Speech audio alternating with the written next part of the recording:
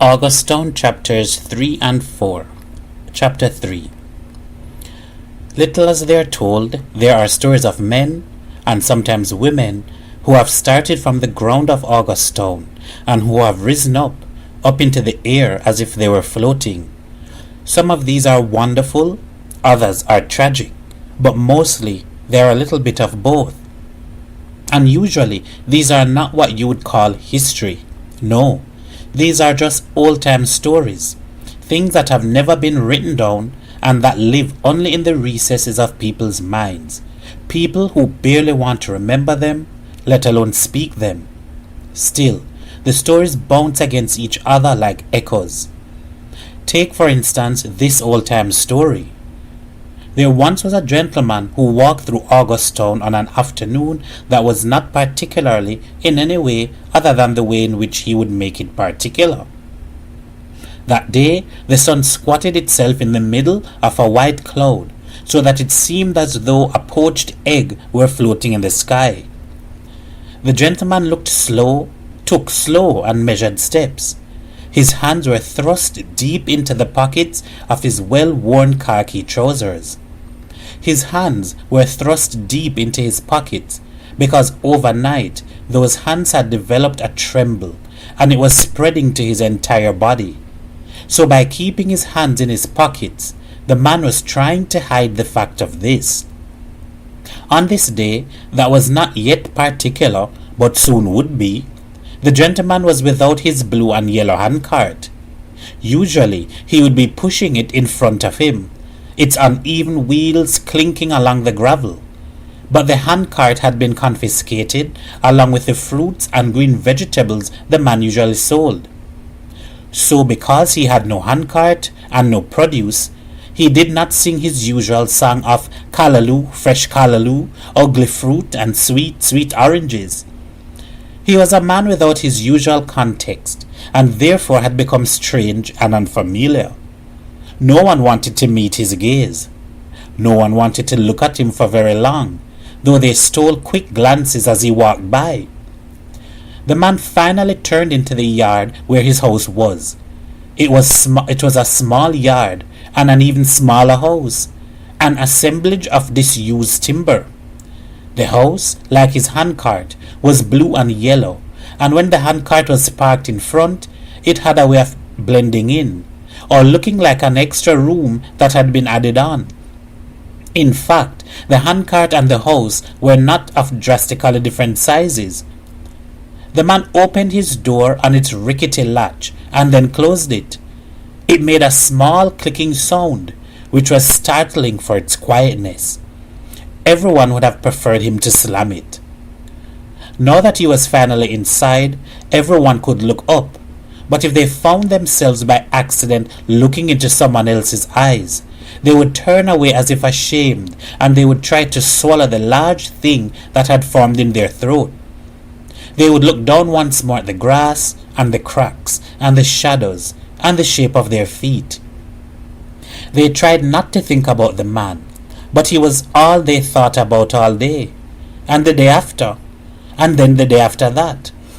In fact, years later, every now and then, people who had witnessed this walk would think about the man, just as Matt Taffy is thinking about him now.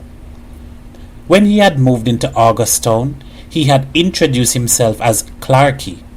The name was accepted without question, and no one knew for sure whether his first name was actually Clark, or maybe his surname was Clarkson, or maybe as a teenager visiting town, he was originally from Westmoreland, he said, he had snuck into the Carib Theatre several times, watched Gone with the Wind, and had adopted several mannerisms of Clark Gable, thereby earning himself the nickname. On the evening of the day that Clarky walked into Augustine without his handcart, Ma Taffy had said to her friend, Sister Ghislaine, "So Clarky come back." Sister Ghislaine had confirmed. Ma Taffy's 3 nieces were playing in the road. They took turns steering a circle of hose with a wire hanger that they had straightened out for the purpose of their game. It was a boys' game, and the slight turn of Sister Gilzine's lips made it clear that she disapproved of them playing it, and disapproved more generally of the way Matt Taffy was allowing them to run up and down the street and sometimes disappear around the corner. "I guess them never have nothing to keep him in jail for," Sister Gilzine finally added.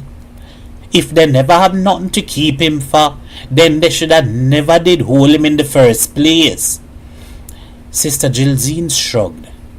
"Taffy, you know how these police boys stay. I imagine them did just want to rough him up a little. And they think that every Rasta man with a cart full of callaloo really selling ganja. But look how they send him back, Jilly. Look how they make the poor man walk back to his house without—" Yes, I know," Sister Gilzine broke in quickly. "Without he hand cart." In this way, she made it clear what still could not be mentioned. Matt Taffy opened her mouth but closed it again. "Without his hand cart," she agreed. So they would not talk about Clarky's impressive mane of dreadlocks which had been shaven from his head. It was as if Sister Gilzine, like all of Augustown, shared a little in the man's shame, and did not know how to face it, how to give it words. Clarky had walked back into town without his handcart and without his dreadlocks. Instead, he carried with him his oozing, thick grey thing, a feeling. Matt Taffy and Sister Gilzine looked away from each other and up to the sky, which was turning purple. There was a sound in the distance, a kind of commotion. "What was that? What was that?" Sister Gilzine frowned. Her hearing was not good, but the sound came again, and this time she heard it. The girls who had disappeared up the road were squealing. Matt Taffy stood up as the three girls came running back to the house. They no longer had the circle of hose nor the wire hanger. Matt Taffy suspected the Wilson brothers immediately. They were always troubling the girls and taking things from them. A backbone, she thought. I must make sure these girls have a strong backbone. The girls kept squealing all the way back towards the two women. All right. Oh no, hush up the cow, bawling," Sister Gilzine snapped, for in Augustown, any woman could assume the disciplinarian role of mother. But the girls ran straight to Matt Taffy. 6 hands grabbed her dress and pinched her and demanded she come. Wait! What all have this for?" The 3 girls spoke at once. Little could be discerned from the cacophonous sound, so Matt Taffy focused on Gina, who, although the youngest, was the most articulate. The 3-year-old looked up with large wet eyes. "Come, Auntie Taffy," she demanded. Matt Taffy and Sister Gilzine exchanged glances. They rose and followed the girls. They walked up the road, the dust speckling their feet. They came to the blue and yellow house. The girls dashed around the side of the house toward the backyard. The women followed, but in a squeeze, for the space between the shack and the wall was tiny. In the backyard, they now saw the gentleman standing under a large Julie mango tree. His face was slumped onto his chest, as if in prayer. It was hard to look on his bald dome. Matt Taffy looked down, and it was then that she saw the space between Clarky's feet and the ground. He wasn't standing at all. He was floating. The rope round his neck attached him like a pendant to the thickest branch of the mango tree. Matt Taffy could hear Sister Gilzine's hollow refrain of "Sacrise! Sacrise! Jesus Christ!" She could hear the 3 girls sniffling, but the sound seemed far away. One by one, the 3 girls tried to hug Matt Taffy, but she shrugged each one of them off. Her eyes focused on those few inches between Clarky and the ground. The blades of grass that seemed, even then, to be trying to reach up to his bare feet as if they could still rescue him.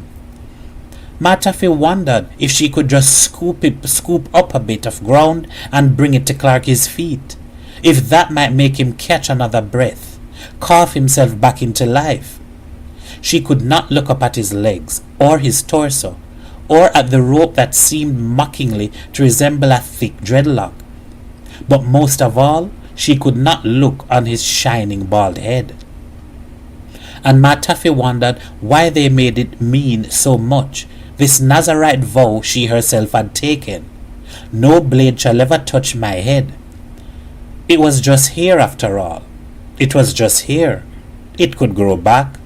It was nothing for a big man to lose his life over. But in her heart, Ma Taffy knew it was more than enough to die for. She knew that for people to be people, they had to believe in something. They had to believe that something was worth believing in. And they had to carry that thing in their hearts and guard it.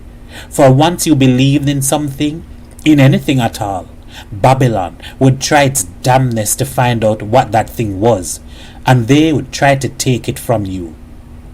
Even so, Ma Taffy now finds herself holding onto Kaya's knees and repeating this very lie to him again and again. Is only here, my boy is only here. It will grow back. It is only here.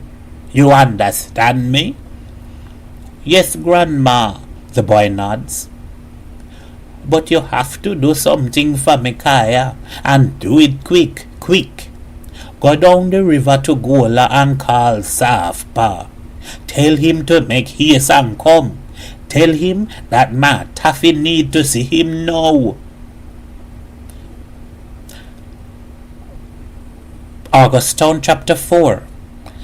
There are duffel bags of guns underneath the house, concealed in a mound of sand. Ma Taffy knows that they are there. She feels their sinister presence, how the bags just squat there like terrible frogs, pulsing their dark and inscrutable hearts. Sometimes she believes she even smells them, their metallic ugliness and the traces of sulfur after they have been used. The bags have changed the balance of things so much that Ma Taffy does not like their presence. The artillery belongs to the boys of the Angola gang. They have not asked permission to hide their guns and ammunition under the house, and in fact, Ma Taffy isn't even sure that the whole gang knows of its location. In fact, the more she thinks about it, the more she doubts it. If they knew, there would have been more traffic passing through her yard at night, but only Softpaw ever comes through. She understands then that his leadership of the gang depends on this secret knowledge. It is his stash. The guns are for him to distribute, to dole out like rewards, but always with the understanding that they ultimately belong to him. This secret under Ma Taffy's house is the source of his power. The police once came into Augusttown for a major operation, a whole truckload of them, with dogs and backup from the army.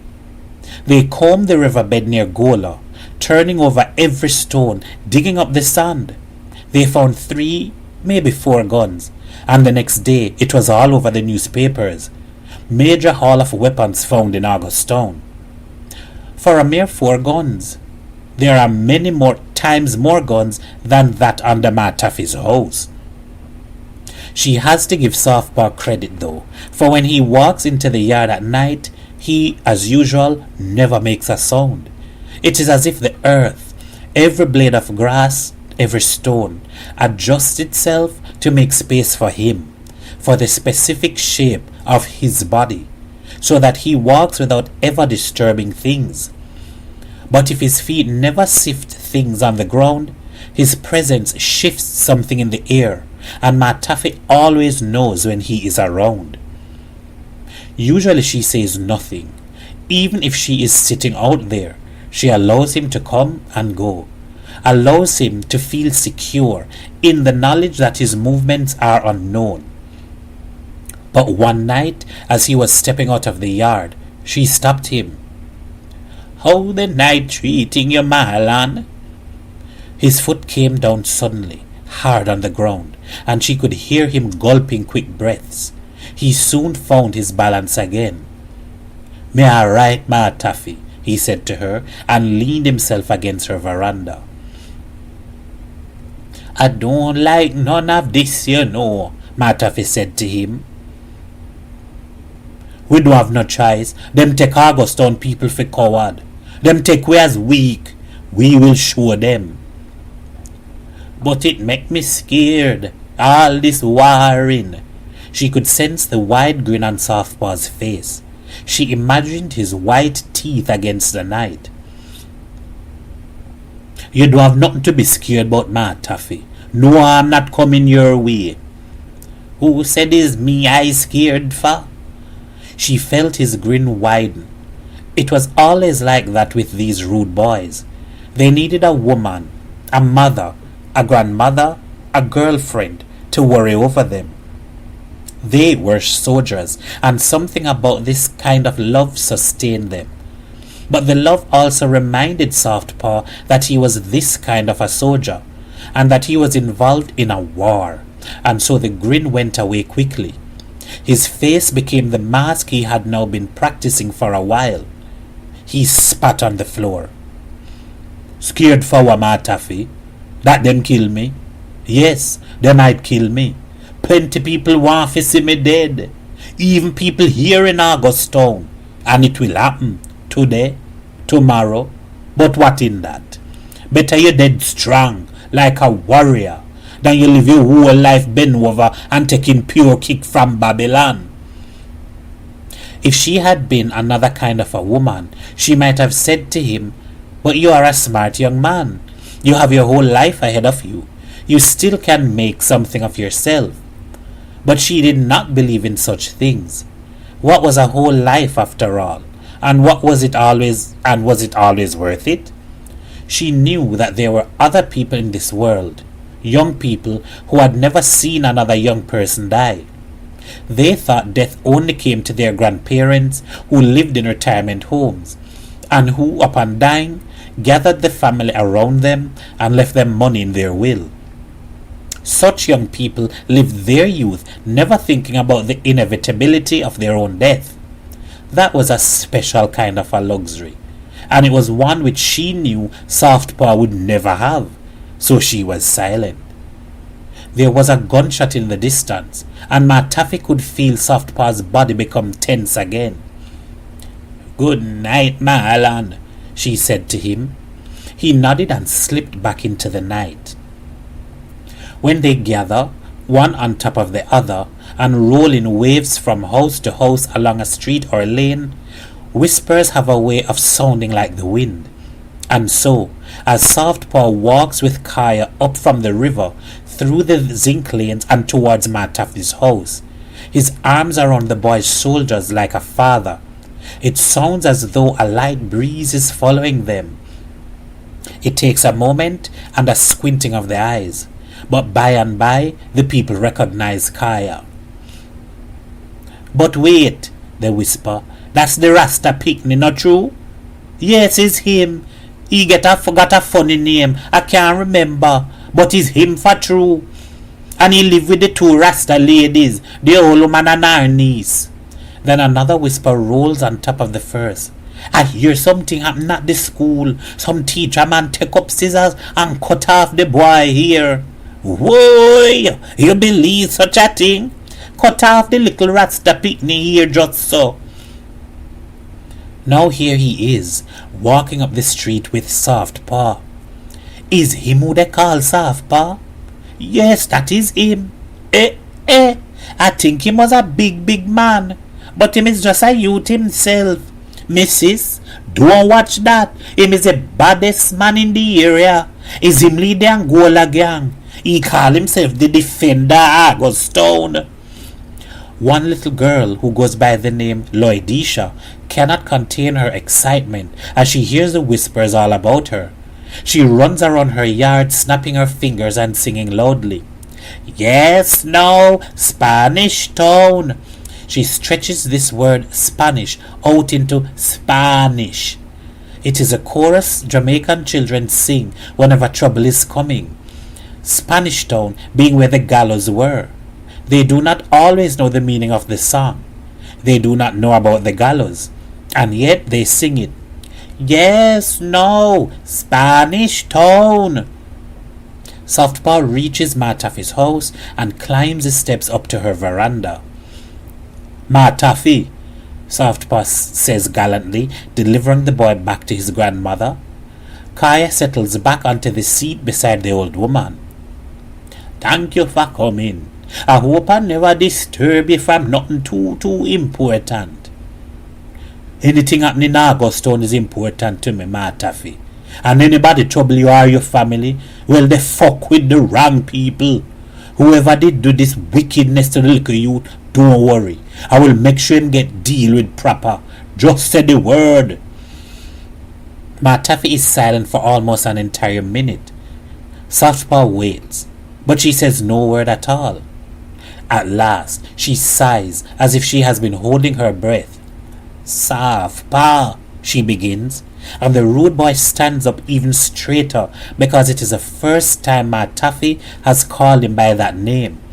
She is addressing him now not as a little boy Marlon, but as a big man, as a leader of the gang. The teacher man who did this to will get deal with, but that fight is not your fight. Softpaw is confused. Then why you call? Because I needed to take away the guns. Today. Right now. You have to move them. Softpaw opens his eyes wide and then frowns, and something shifts in the air between the young man and the old woman. A kind of menace. Ma Taffy had feared this, for she is not asking a favor of him, which is what he would have liked. He is a kind of man desperate to offer his patronage to as many people as ask, so that they will be in his debt. Instead, Ma Taffy is demanding something of him, and something he does not want to do. She knows that Softpaw respects her, but he is also young and with more power than he ought to have, and that makes him dangerous. How can she now explain to him things she only half knows herself? Things she only feels. A smell of something coming. But the guns cannot stay. She knows that much. Even more dangerous than a rude boy with a gun and a gang is an overprotective mother with a deep anger inside her. Gina will come home soon enough. She will find her son without the dreadlocks she has made him grow since birth, and something is bound to explode. It does not take much to provoke Gina on the best of days. She has already been through so much, and this surely is the worst of days. Ma Taffy knows that when a hurricane is coming, you make sure to cut the heaviest branches off of nearby trees, for the hurricane is already dangerous all on its own, and you don't want to supply it with additional weapons. The logic is the same now. Something is coming, and the temptation of guns and bullets nearby is not sensible.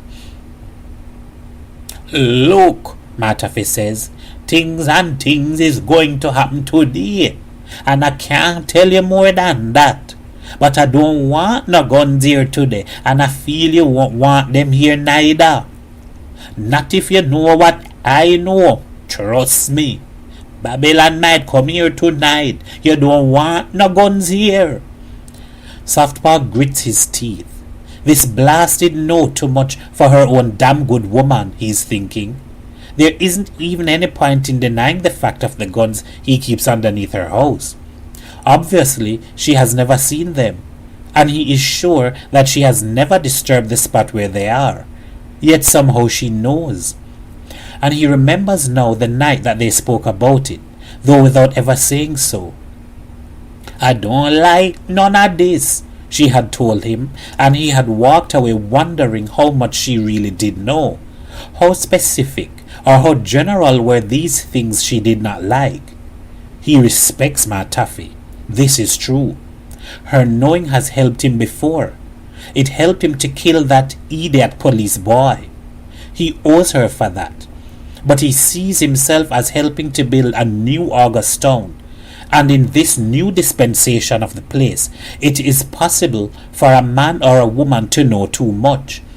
In this August town, man could dead for knowing the wrong things. This old woman, he thinks, belongs to another time and place. She belongs to an August town that he has only heard talk about. The one that was once a country hamlet, a simple village. Softpaw does not know the precise changes that have taken place, and yet he too has been part of them. As Jamaica settled itself into the 20th century, Kingston began to spread from its harbour, rippling out into the dormitory parish of St. Andrew that surrounded it. The ebless wave of the city frothed its way up towards Halfway Tree, then further up Hope Roads towards Ligonier, Mona, Papine, and inevitably August Town.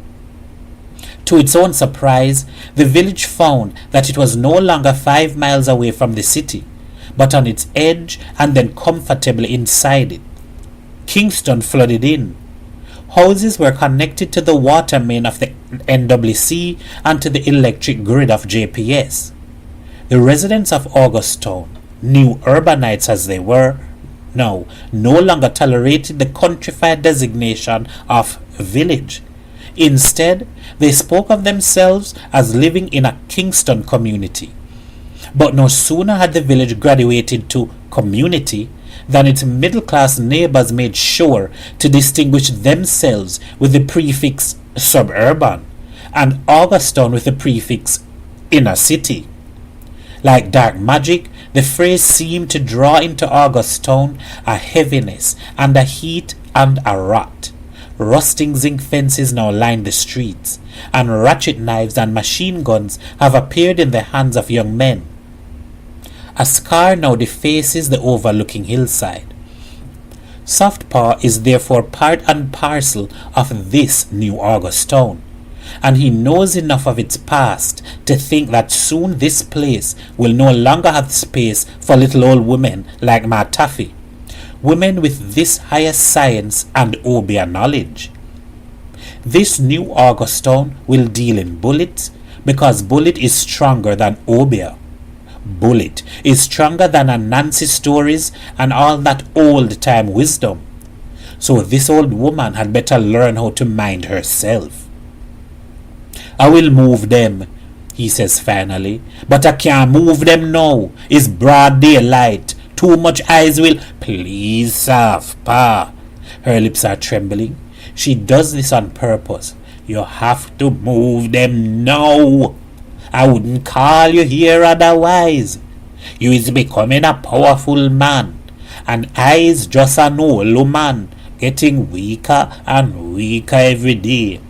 I never asked you no favor before. I asking you this one. He is silent. So the old woman will be in his debt after all. This appeases him. After a moment, he goes over and puts his arms around her shoulders, the way he had had his arms around Kaya's, as if he were her father and protector. All right, old woman, he says, purposely not using her name, at once ascribing her with age and yet infantilizing her. Don't you worry, little head. Softpaw will move the guns for you. And it is one of the things Augusttown will never remember about this day. How the gunman, Softpaw, had walked back down the lane lugging 2 rucksacks. How the shapes of handguns and machine rifles were clear through the canvas of those 2 bags. And how they had all caught their breath upon seeing this. The guns were in the bags, but people still squinted at the shininess of them. And it felt afterwards that the shape of those guns became the shape of the entire day. End of chapter 4.